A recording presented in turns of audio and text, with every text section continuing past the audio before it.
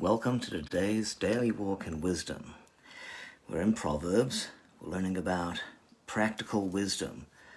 We're learning how God has given to us a whole treasure house of ways in which we can conduct our lives on a daily basis that will enable us to live life successfully.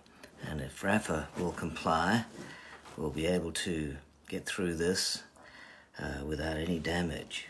It says in Proverbs chapter 5 and verse 15, drink water from your own cistern, running water from your own well. Proverbs 5 is an excursion into the high fidelity of marriage. Fidelity is wisdom in operation. You're wondering what I'm talking about, but let me say this. Infidelity opens up a Pandora's box of trouble. So we've all heard of infidelity. Fidelity is the opposite. It is how God has designed us to be and how God has designed marriage to be. High fidelity instruments deliver the reproduction of sound without any distortion. In marriage, high fidelity reduces the distortion that can come in through our issues, through our internal makeup that has been distorted by sin and by the flesh and by the ways in which we've been brought up or the things that we've learned over time. High fidelity in marriage will reduce any perversion, and it will enhance perfection in a marriage. The chapter 5 of Proverbs begins with another warning to avoid the paths that lead to adultery. It says, for the lips of an adulteress drip honey, and her mouth is smoother than oil. But in the end, she is bitter as wormwood, sharp as a double-edged sword. Her feet go down to death. Her steps lead straight to hell. She gives no thought to the way of life. Her paths are crooked, but she knows it not. Solomon goes on to tell us, infidelity will undermine your strengths. It will leave you exposed. It'll take years of productivity from you. Your money will go to lawyers. You'll be paying off alimony. You'll be paying off the courts. You'll lose your house, lose your family. You might lose your job, might even lose your career. You might even lose your mind. All of this loss is due to a lack of discipline. You need to pay attention. A marriage goes awry long before you're willing to accept it. It's only after things break down that what has been ignored rushes in. When you've been careless and let things slide, what you've refused to attend to kind of gets itself together, gathers itself up, and then it takes on the form takes on a demonic form or the form of a serpent that comes hissing at you and strikes. And generally it comes like this at the worst possible moment. Had you been more attentive, more careful, more considerate, had you been more vigilant, you could have protected your marriage from this catastrophe. At least you could have tried early on, before things grew so demonic. Yes.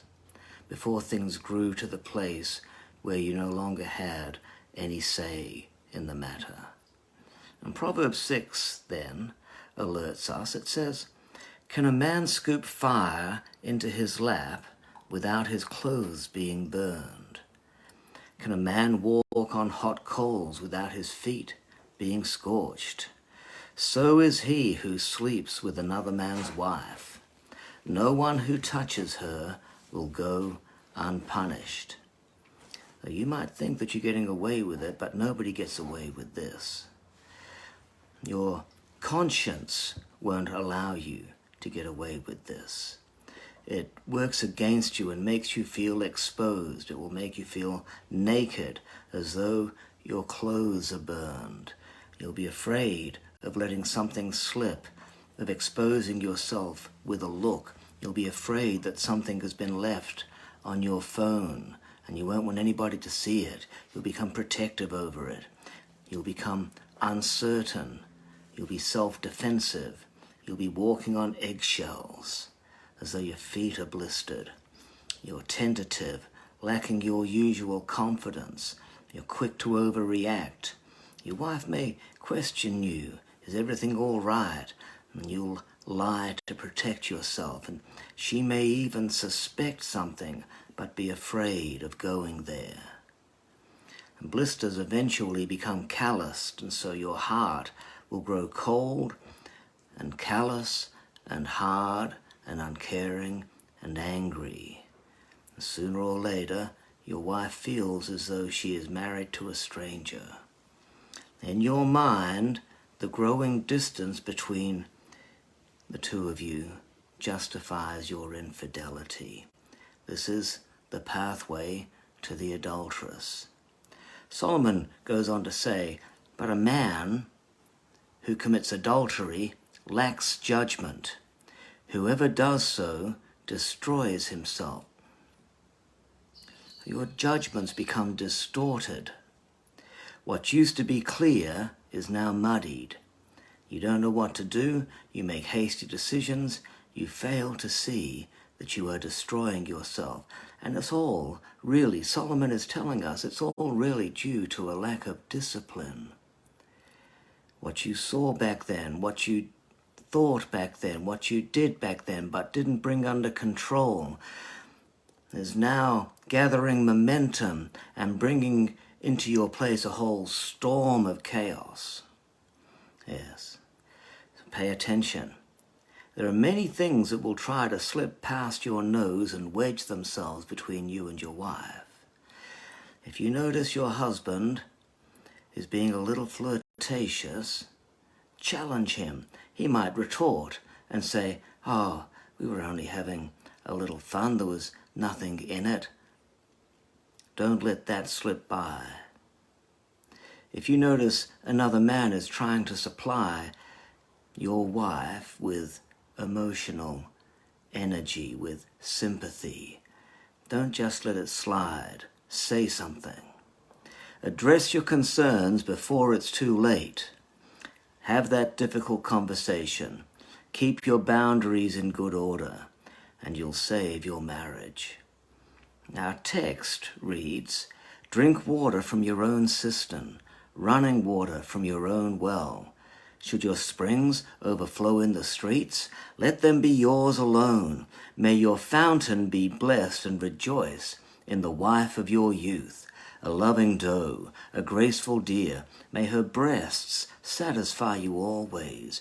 May you ever be captivated by her love. Now, in the harsh desert climate of the Middle East, nothing is valued so highly as water. Water means life. So Solomon is telling us, your wife is your life. She is refreshing, sustaining, cleansing, vital. She is yours to enjoy and yours alone. Why abuse such a gift? Pay attention to her. Your eyes are designed to look upon her. Your hands are her hands. Your lips are her lips. Your emotional energy is for her. Your passion is for her. Don't extend your passion to another, not even in the secrecy of your imagination. The New Testament tells a husband to dwell with his wife according to knowledge. Understand her, pay attention, be interested in her, and you'll be rewarding your marriage. You'll be rewarding yourself, And you'll be rewarding your family and future generations if you do. And that's the wisdom from Proverbs chapter 5 and a little bit of chapter 6. So God bless you. We'll see you soon for more wisdom out of the book of Proverbs.